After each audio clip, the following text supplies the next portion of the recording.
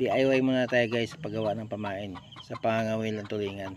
Dito lang yan kinuha guys, oh, sa tandang na ito, sa balahibo sa bandang liig niya at saka sa bandang likuran niya sa may pakpak. Ayan, oh. Yan, pinipili kasi natin yung balahibo niyan eh.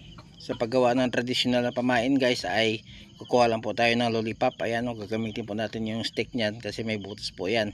Ang iba dyan ay gumagamit ng nito na nakukuha dun sa kabundukan, pero malayo na po yon. Ito lang po ang gagamitin natin. Ayan, oh.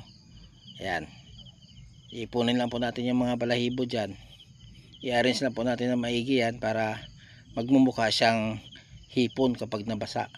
Ayan, oh.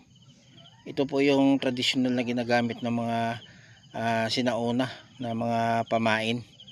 At ito ay paboritong paborito na sakmali ng mga skipjack o kaya malalaking tulingan sa laot. Ayun, itatapat mo lang po yan na umaga.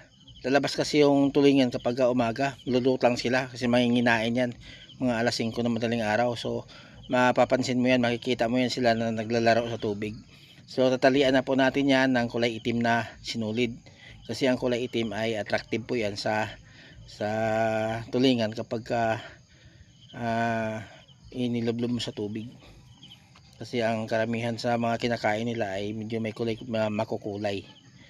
Ayan, so ayan, tatalian lang po natin yan, higpitan lang po natin maigi. Mas maganda kung maraming buhol, maraming pagkakabuhol para medyo matibay, kasi hilahilahin po natin sa laot yan eh. Yan, itatapat natin dun sa mga kawan na nakikita natin. So tatanggalin na po natin yung sinulid na sobra, tapos putulan po natin yung dulo para medyo malinis. Makikita po natin yung ano dyan, stick na may butas. So ito, oh, magtatali na tayo ng kawil. Ayan, bukod po kasi yung kawil yan eh, huling ginagawa. Ayan, oh. So ipulupot lang po natin yung yung tansi dyan para maitatali po natin dyan sa kawil. Ayan, oh. So ayan, itatali na po natin, pupulupot lang po natin ng ilang bisis yan.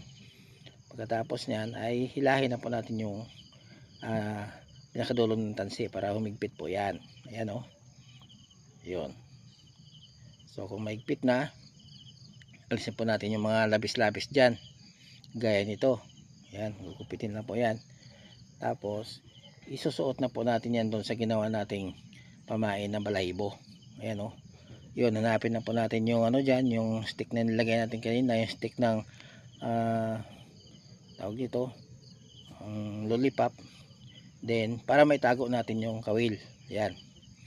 So ayan, yan, nakatago na yung kawil. Ayan, ganyan lang po guys. Yan, kapag nabasa yan, magsasama-sama na po yan. Yan, nagmumukha na po yung pagkain.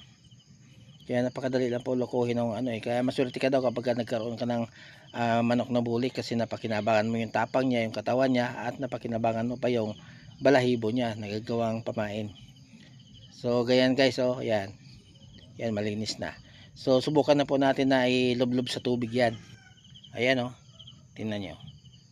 Ayan, nagmumukha siyang buhay na hipon.